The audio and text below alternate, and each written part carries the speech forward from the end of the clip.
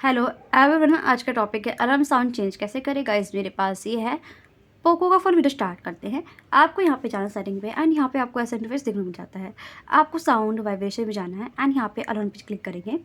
Then यहाँ पे आपको माई अकाउंट में जाना है एंड यहाँ पे फिर आपको क्लिक करना है रिंगटोन पे। देन यहाँ पे आपको फिर जाना है अपने हिसाब से सेट करेंगे। मैं अप्लाई पे क्लिक कर रही हूँ एंड यहाँ पे अलार्म पे क्लिक कर देंगे। आपका जो है अलार्म साउंड चेंज हो जाएगा। आई होप आपको अलार्म साउंड चेंज करना आ गया होगा। तो प्लीज़ मेरे चैनल को सब्सक्राइब कर लीजिएगा एंड मेरी वीडियो को लाइक कर लीजिएगा।